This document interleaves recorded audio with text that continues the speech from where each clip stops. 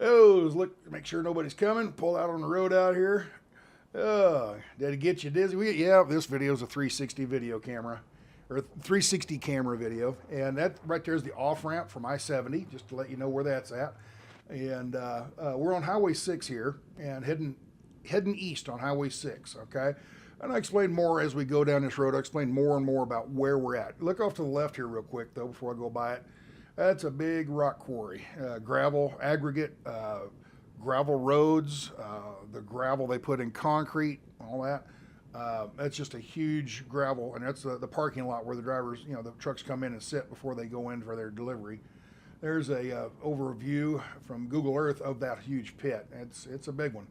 And I'm going to look up here at this mountain for no reason other than I just don't want you to see the sign of where we're at. I'm being a little coy here, I know. But I don't want you to know where we're going on this trip, so on this video. So we're on Highway 6, though, and there's a surprise toward the end of this, or halfway through this video, there's a surprise. And it involves that right there, that river. That river going down through there, that's Clear Creek. Okay, and it is a pretty river. I mean, can you imagine the trout fishing in that? Oh, I just go out there and throw a line in there. I'd be so enjoyable for the whole day. But the whole video, this whole video revolves around that river. Okay, so keep that in mind as we go down through here. Now, it looks like I'm right on top of the yellow line. Well, I've got the camera stuck out on a pole out the driver window, so it's kind of right above the yellow line, even though the van is fully in the right lane.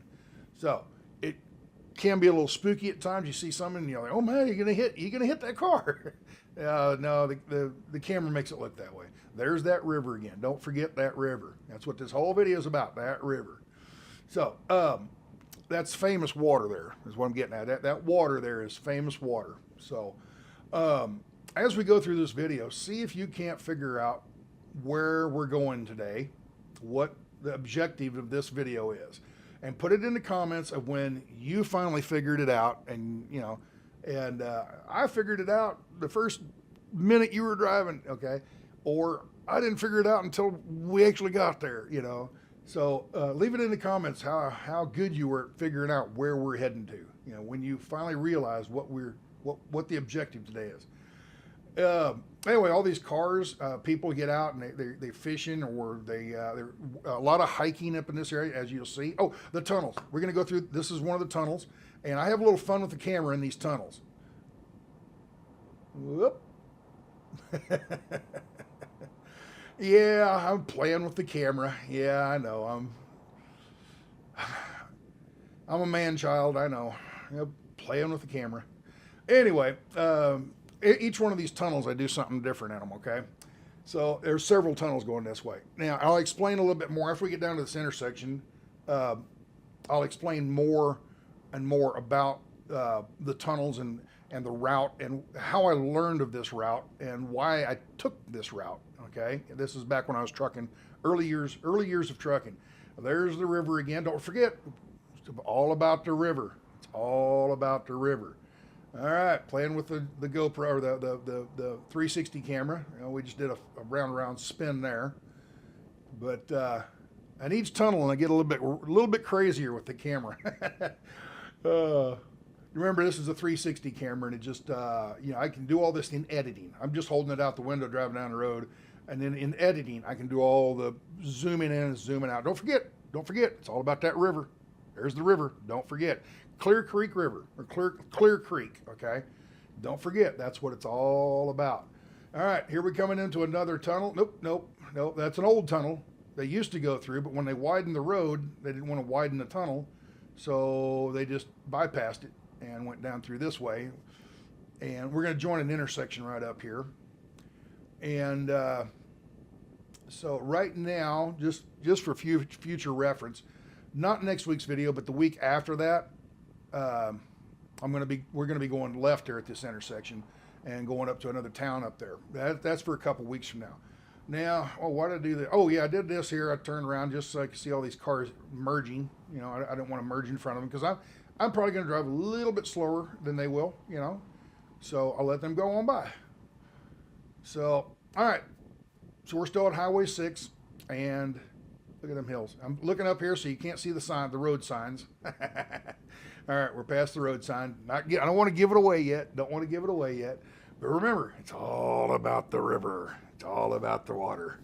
So anyway, we're heading down this way, and as we get closer and closer, you'll see bridges. They're walking bridges, bicycle and walking and hiking bridges. There's hiking trails and paths all over. On the other side of the river, you can see one over there.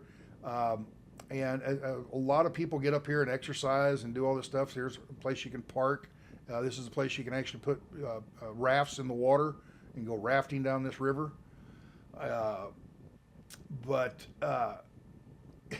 Anyway, now I told you after we got down past the bridge, or past the intersection, I tell you why I learned about this route. Back when I first started driving back in 87, I worked for a flatbed company. There's one of those little walking bridges right there. You see the path on the other side? You can ride bicycles and jog and just hike on it and stuff like that. Anyway, back in 87, I was working for a flatbed company, and we'd come out in this direction with heavy loads on, fully loaded. But because we were flatbeds, we can get through these tunnels. Now, these tunnels look like they've been made larger over the years. They've widened them and made them taller. But there used to be height limits on it. You couldn't get through them, okay, with a tall semi. A regular reefer or a van trailer, it was like a 13-foot limit in most trucks, 13.6. But a flatbed with a short load and shorter stacks, there's another one of them bridges, they could get under these 13-foot tunnels with a 12-foot stacks and like a load of lumber or sheetrock or something that's fairly low. So we'd go this way. And the reason we would go this way is because of this. And I'm going to go to Google Earth. All right, so here's a Google Earth view of where we're at. Here's the Denver area right here in the center of the screen. This is the whole Denver Metroplex. And where we're going to be is right here where I-70 runs out west, okay, through the mountains. Denver's on the flat area, and then this whole area right here is called the Front Range. And where we're going to be is right in this general area just west of Denver in the Front Range. All right, I'm going to zoom in here a little bit, and I'm also going to rotate around. Come on, click, and let's rotate around. So now it's like you're in an airplane. I'm going to tilt it down also. Controls, there we go. I'm going to tilt it down also. So it looks like you're in a plane flying over Denver, okay? You get the idea? So here we are in Denver, and we're flying over Denver. And right there is where I'm trying to look at. Now this Highway 6 that we're on right now, we're coming down through this valley, this canyon, okay? It's a real pretty canyon, and here's the interstate. Now, what we used to do in trucks, when I first started driving, we worked for a company, and we come up here and deliver stuff, and flatbed, okay? We're on flatbed. And the tall trucks, the regular semi reefers and dry vans, they took the interstate. But the flatbeds and dump trucks and stuff like that were shorter, we could get through these tunnels that you're fixing to see a bunch of tunnels. We could get through these tunnels because we were shorter, okay? The large trucks, the tall trucks couldn't go that way. But the reason we'd go this way, even though it's twisty and windy, it's a beautiful drive for one, but it's flat. It's level almost. You're going uphill because of the river and everything, but still, it's fairly flat. Here, you're going over a mountain. Like down in here, you're at 7,000 feet. Down here in the bottom corner, we're at 7,000 feet. And you get up to here, we're at 7,600 feet. Right up here, we're at 7,600 feet. Right up here at Soda Creek, we're at 7,400 feet. Then up here at this intersection, you're at 7,800 feet. You're getting up like 7,900 feet. So from this intersection up over this hill, and then it's this long downhill, okay? And it's just, by going through this canyon, we didn't have the mountain to deal, taller mountains and everything. It was just a flatter, easier pull. And it actually took less time because you didn't have the mountain to pull, okay? Now, that's just the first mountain. As you go on west, you end up going over Eisenhower. But if you could knock one of those hills out, it was to a benefit, So we like to go that way, okay? Now, that's by going to Highway 6, like right in here, you're only 6,800 feet. Down here, 6,700 feet. So you're a whole 1,000 feet lower. So you don't have to, and then you're dropping down to the same location down here at this intersection at 7,200 feet. So you don't have to go over the hill. You can go down through the canyon and everything. So that's why we used to go that way. And that's how I learned about this road. All right, back to reality here. Now, isn't the canyon got a little prettier, a little tighter? More of the walls are a little steeper. Yeah, it's a beautiful valley. It really is a beautiful valley. Just these gorgeous rocks and rock formations and stuff. It is pretty up through here. So, all right. So we're on Highway 6. We're heading back toward Denver. We're heading eastbound on Highway 6, coming out of the foothills down into somewhere. Don't know yet. Can't tell you. But it's all about the river. It's all about the water. Y'all figured it out yet? Figured out where we're heading. What the surprise toward the end of the video is. Well, not the end of the video, about halfway through the video. We'll get down here and I got to show you something. Tell you about some stuff. But anyway.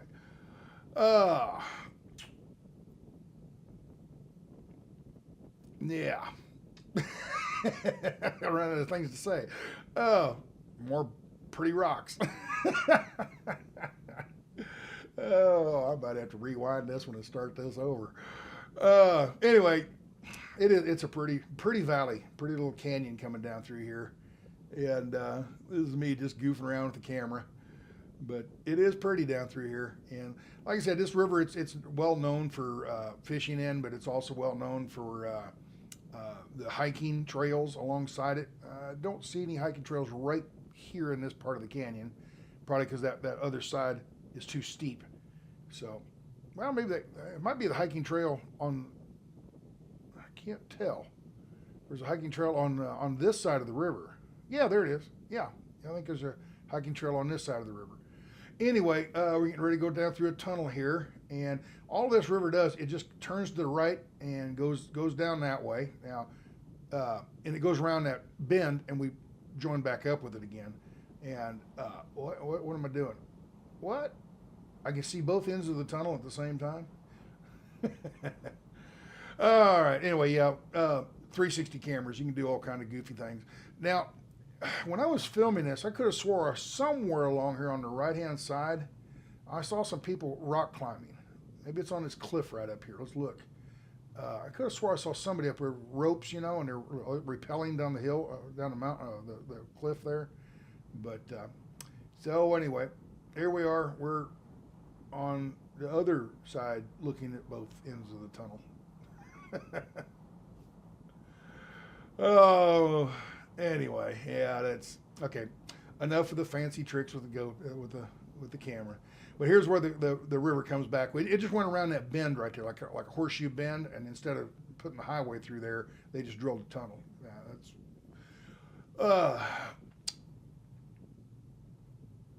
that's interesting rock formation there on the left. Yeah, that's pretty neat. Anyway, people, like I said, that Bronco there, people just come up and park, and they get out and they walk up and down. That guy might have been fishing or something down there. Who knows? But there's all kinds of recreational activity on this river. Remember the name of the river is Clear Creek. Okay, Clear Creek. Oh, we got something broke down up here. We got a big truck broke down. They got a crane out there for some reason. I'm not quite sure what they're doing here. Somehow, maybe they're switching tractors.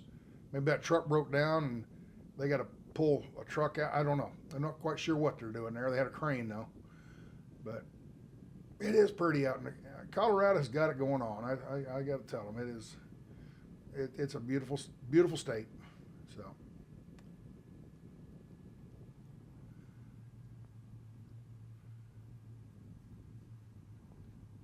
and there's the river again. There's a good shot looking right down the river. Look at that. Isn't that pretty? You just want to get your waders on and go out there and try to catch a fish. All right, we're going to be getting closer to town here before too long, and there's a town down here, and it gets this river flows down into this town, and I just can't tell you much right now because I give away the secret. Tell you what, why don't we go to music? How about we go to music for a little bit?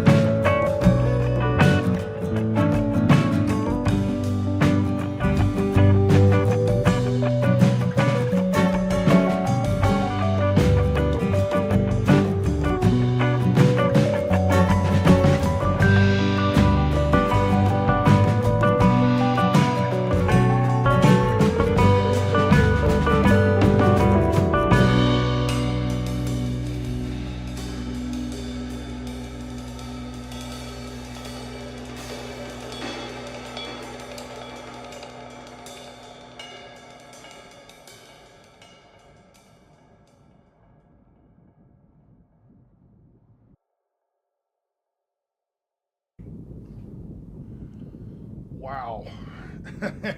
What kind of drugs was I on? Went through my psychedelic phase there. Felt like I was back in the 60s. Oh, mercy. Anyway, no, I just got a little fun with the camera while I was editing this, and put some music to it. It all kind of fit together, didn't it?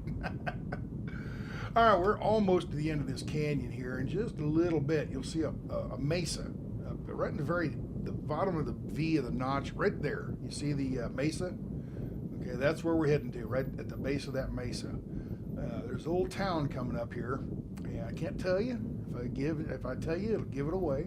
We're almost there, though, folks. We're almost there. So we'll get down here, and we will come up to. I had a space moment there. Anyway, I spaced out for a second. We'll come up to the stoplight, and you can see the town emerging now. There's a little wide spot or a little rest area thing there. That's where a lot of people park their cars, and then they'll go up the hill with another car and get on a kayak or a raft or whatever, and they'll float down to that point there. Some of them float right on down into downtown. But I turned around here because I didn't want you to see the name of the signs yet. I still don't want you to know where we're at. We're getting close, though. And then this semi pulls up, all right? And I have a little fun filming this semi. And like I said, the camera's just on a pole out there on when I'm filming this. But when I got to editing it, I got to have a little fun with the editing.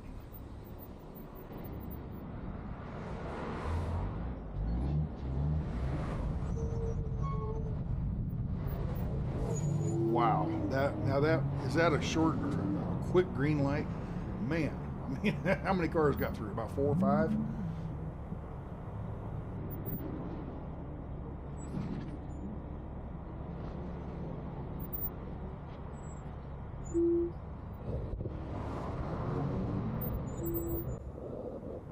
All right, light just turned green. Watch how fast this thing turns back red.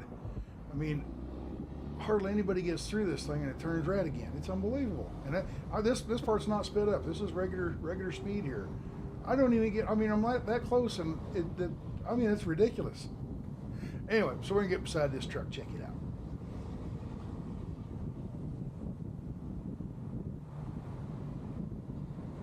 Now that's aggregate. That's rock that probably came out of that quarry when we first started the video. Remember that quarry? That's probably where that came from. And it's heading down somewhere to go on to a gravel road or maybe into a concrete plant, cement plant. Where'd he go? Oh, I had to do a little creative splicing there. The camera shut off. The GoPro, or the Insta360. For some reason, the tape just cut off there for some reason. After I went and checked it all out, I had to go back and run through that whole stoplight scene again. And this is actually the second time I've been taking this exit to go down through town to show you this whole thing. So all for you folks, all for you, just to make it look right. But yeah, I came up through here thinking I was filming, and the camera had shut off. And I've learned to go back and review the content to make sure I've got it, you know. I looked and I'm like, well, it just shut off there. What happened? You know, so I went back and found it, and it shut off right when I was passing that truck. And so I had to go back and rerun. I went on the other side of that stoplight and went through the whole thing again just so I could get the continuation, or the you know, it would be all seamless or something, you know, whatever.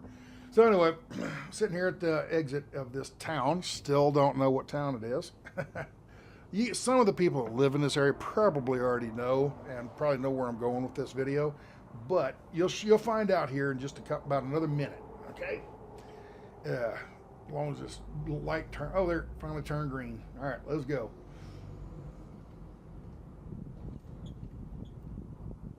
Free advertising for that guy on the back of that trailer, huh? Anyway, we're going to go down through town here, and it's kind of a neat downtown area, older buildings and stuff. It's kind of somewhat of a famous town, and you're going to find out here about another block or so. Well, let's say 2 blocks. come up to this another stoplight. I hate sitting at stoplights, but there's a nice little park right over, a little city park, and gonna check that out.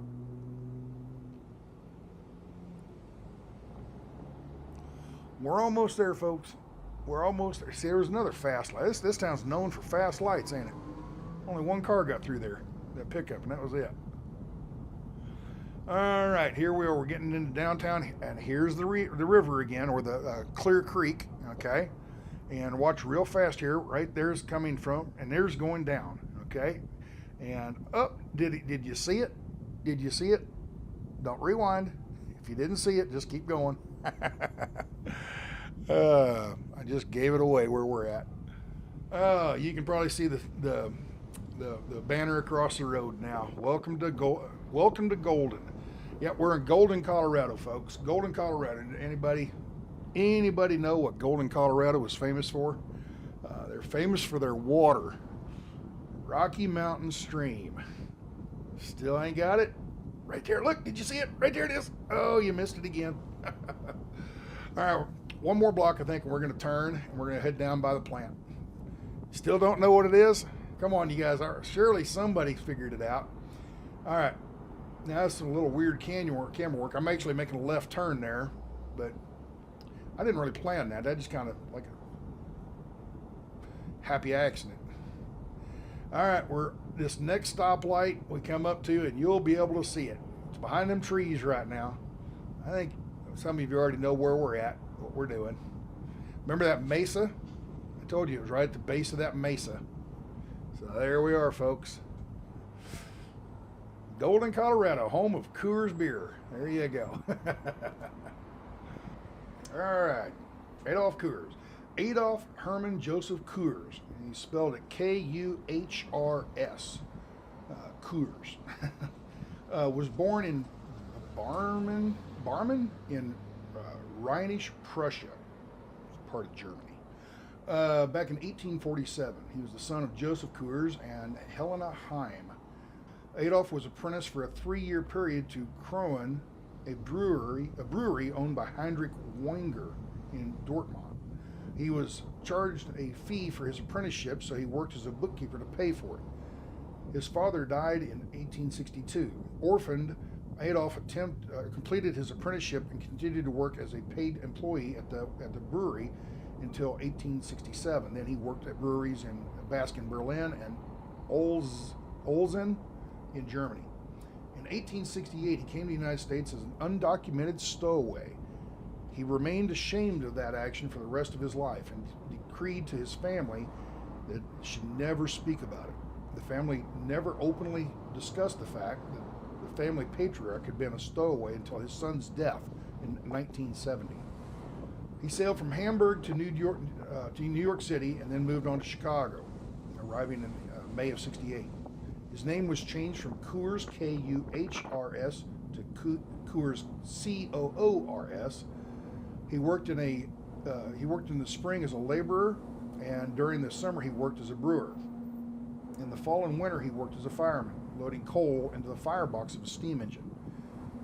In the spring and summer of '69 he worked as an apprentice bricklayer and a stone cutter.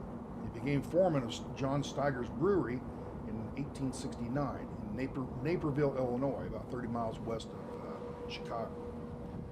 He resigned from the Steiger Brewery on January of '72 and moved to Denver, arriving in April. He worked in Denver as a gardener for a month, and then he purchased a partnership with a bottling firm of John Staterman.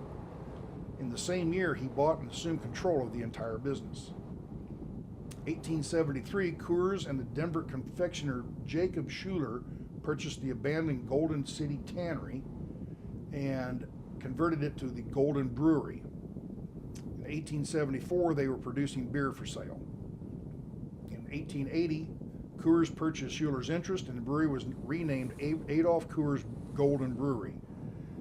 When Prohibition began in Colorado in 1916, he converted the brewery to making malted milk.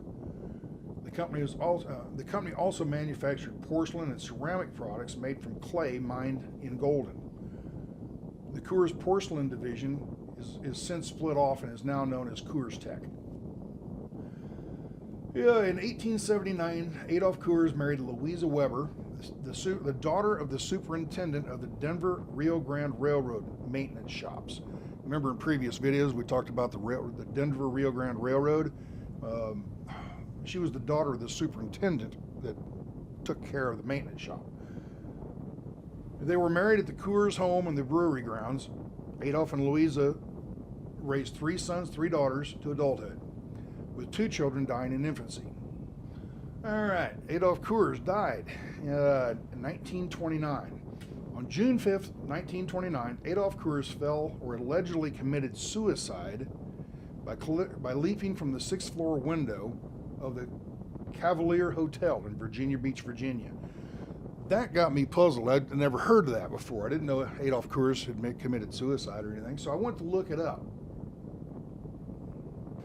All right, so I've never heard of Adolf Coors committing suicide. I'd never heard that before. That was new to me. And so I did a little research into it, looked up, Google search Adolf Coors cause of death, and I come across an article. And so I read down through the article, and it's written in a way it's hard. When I try to read it, it just doesn't come across right. So I just kind of read it, and I'm going to kind of ad-lib it here. But basically,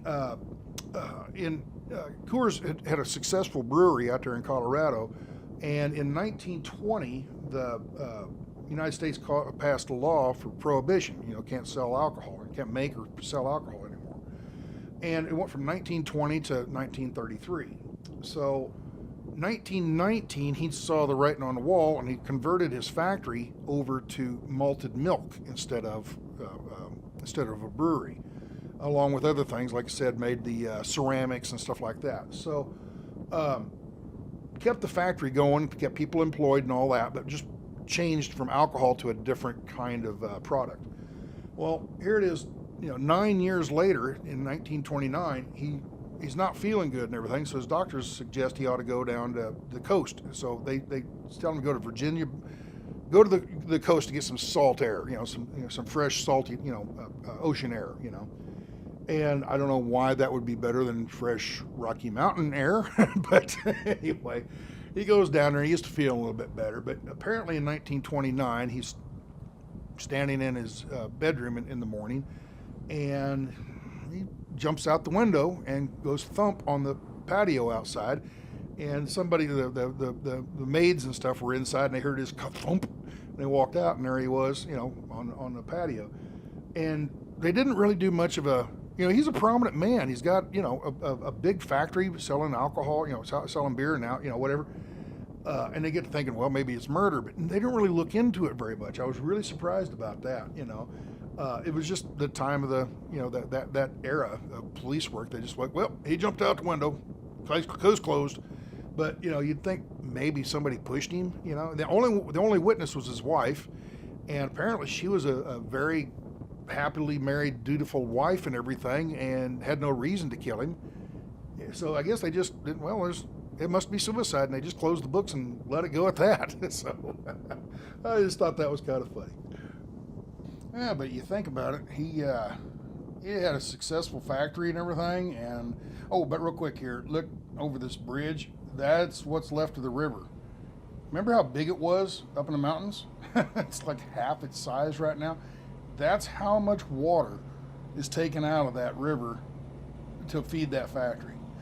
But anyway, as far as Coors, suicide and everything, it does kind of make sense, I suppose. If you've got a very profitable, successful business, brewing beer that everybody wants, and now all of a sudden some lawmakers decide to make it illegal, so you've lost your business for the most part. And I'm sure malted milk doesn't pay near as much as,